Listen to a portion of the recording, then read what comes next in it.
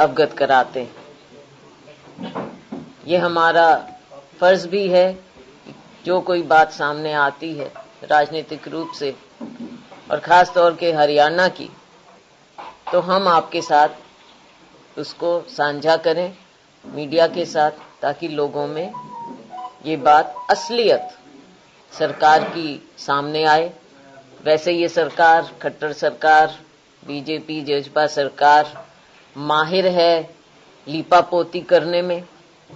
जब से इनकी सरकार बनी है 7 साल से आप देख रहे हैं, और खास तौर से पिछले 2 साल से घोटाले पर घोटाले सामने आ रहे हैं, उनका पर्दाफाश हो रहा है।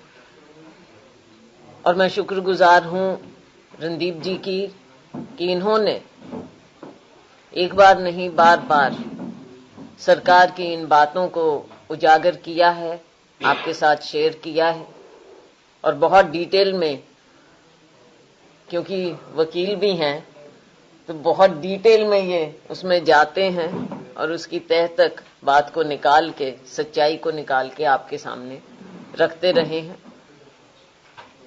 आज जो हम मेन मुद्दा लेकर आए, जो ये घोटाले हुए, पीछे कांग्रेस पार्टी ने 7 तारीख को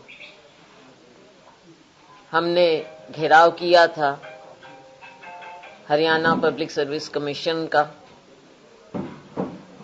बात कुछ ऐसी रही कि भर्तियां जब से ये होने लगी हैं तो हर भर्ती में, पेपर्स में हर तरह से घोटाला हुआ है। यानी कि हरियाणा के लोगों के साथ ना केवल नाइंसाफी हुई है, बल्कि उनके साथ धोखे पर धोखा हुआ है। और सिर्फ ये कह देना कि उस दिन जैसा आपने देखा ऑर्डर्स हुए, ऑर्डर्स हमारे सामने सार्वजनिक बाद में हुए, हमारे घेराव के बाद, लेकिन शायद उसमें ऑर्डर पिछले दिन का लिखा गया है, 6 तारीख का, सब्जेक्ट टू करेक्शन, आप लोग देख लेंगे। लेकिन सरकार प्रेशर में आई, कांग्रेस ने इस बात को उठाया और जैसा मैंने कहा रणदीप जी ने बहुत डिटेल में ये बातें निकाली हैं। मुख्य रूप से बात क्या है?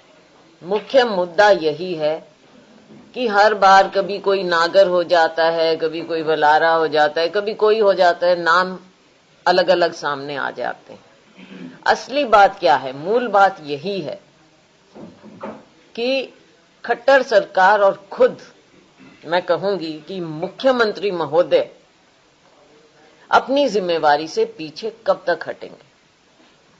कटघरे में आज के दिन कोई नागर नहीं खड़ा है, कटघरे में केवल और केवल मुख्यमंत्री महोदय खड़े। उनकी देखरेख में, उनके संरक्षण में ये सारा कार्य हुआ है। वरना मुझे आप बता दीजिए कि इतना बड़ा घोटाला कैसे हो सकता था? और यही नहीं, अनेकों जो फैसले लिए जाते हैं, क्या सरकार इस बात से बिल्कुल उनको मालूम ही नहीं है कि नौकरियां निकाल दी जा रही हैं, टेस्ट हो रहे हैं, उनमें लोगों को पास कर दिया जा रहा है, फिर क्राइटेरिया बदल दिए जाते हैं? ये कैसे हो सकता है कि मुख्यमंत्री को इन चीजों के बारे में पता ना हो? टेस्ट हो जाता है, 40,000 लोगों के टेस्ट हो जाते हैं, कितनी शिफ्टों में होते हैं, क्या हो रहा है, वो सब पता है आपको। और उसके बाद पास करते हैं और फिर police constable, male police constable, और फिर स्क्रीनिंग, फिजिकल जो टेस्ट होना है वो आपने आउटसोर्स कर दिया, प्राइवेट कंपनी कर देगी, उसकी वीडियोग्राफी भी नहीं होगी। क्या मुख्यमंत्री जी को पता नहीं? ये कौन सा फेयर प्ले है हमारे नौजवानों के साथ?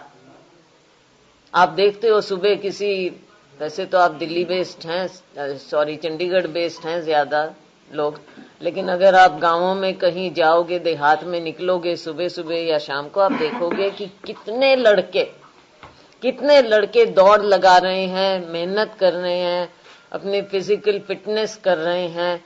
और ये तो मैं समझती हूँ कि इतनी अच्छी बात है कि बच्चे गलत आदतों से दूर होकर ऐसे कार्य कर रहे हैं, सिर्फ इस उम्मीद में कि उनकी फिजिकल फिटनेस से उनको नौकरी मिल जाएगी।